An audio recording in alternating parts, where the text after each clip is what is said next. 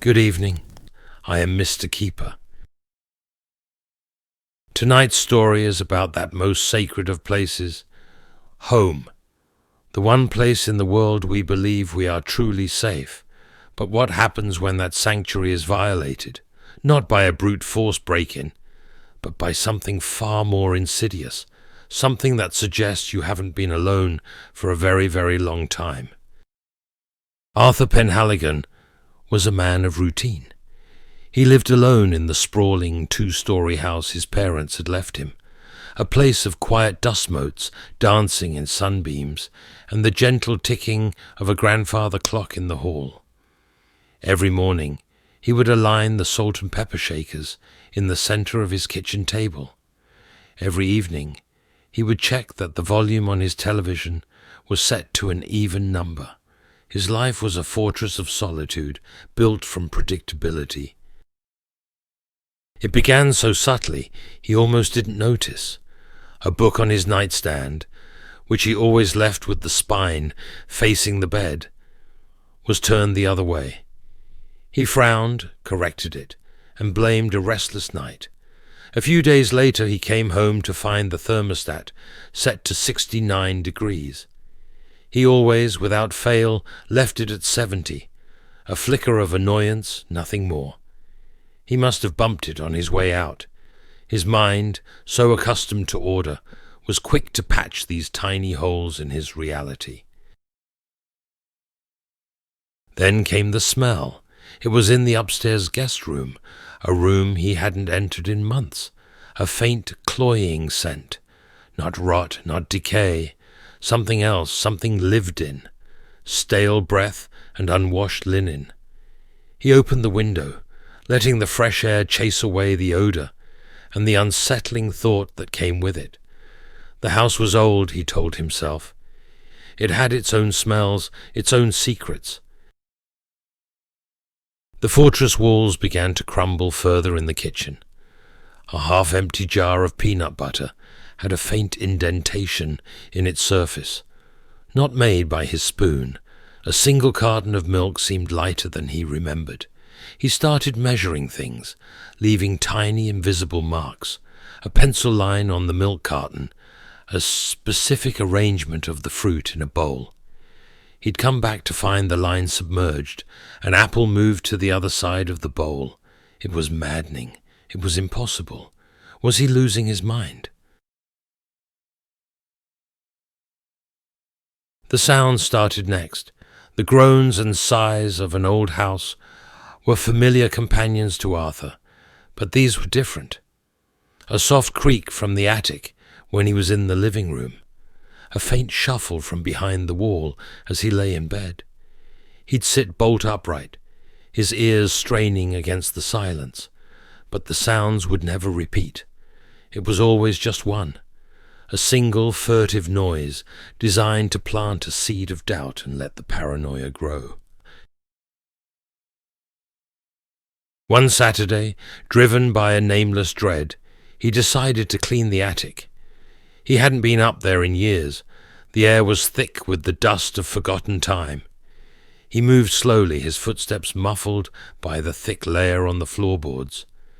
And then he saw it. On the surface of a tall, oval mirror leaning against the wall, coated in a grey film of dust, was a handprint. It was a clear, perfect print, small and slender, not his own. He stared at it, his blood turning to ice. The print wasn't old, the edges were sharp. He backed away slowly, went downstairs, and for the first time in his life began locking his bedroom door at night.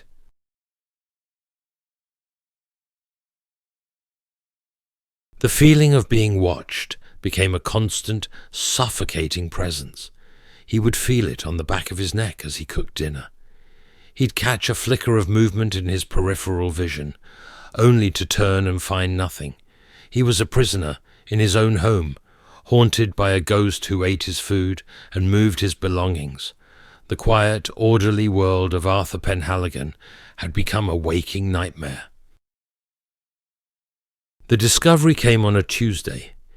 He was searching for an old suitcase in the back of a rarely used closet when he noticed one of the wall panels seemed loose.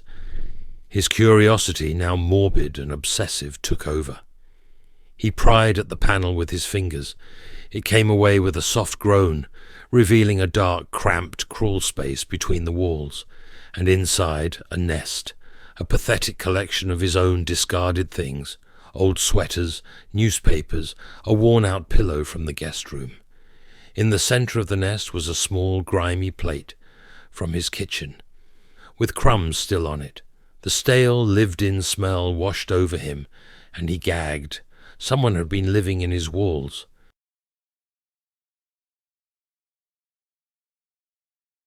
That night, sleep was impossible. He lay in his bed, the door locked, a heavy fireplace poker on the floor beside him. He stared at the ceiling, every creak of the house a thunderclap in his ears. Hours passed. Then, just as exhaustion began to claim him, he heard it. It was not a creak. It was not a shuffle. It was a sound so soft, so close. He thought he had imagined it, a quiet, wet exhalation. A breath, and it came from inside his bedroom closet. Terror, pure and absolute, seized him. He was paralyzed, his body refusing to move, his breath caught in his chest. Then another sound, a slow scrape, the sound of a single fingernail dragging down the inside of the wooden closet door. He could take no more. A surge of adrenaline, born of sheer panic, propelled him from the bed. He snatched the heavy iron poker, his knuckles white. He didn't shout. He didn't make a sound. He crossed the room in 3 silent strides, his heart hammering against his ribs. He reached for the closet handle, took one final shuddering breath, and wrenched the door open, raising the poker high.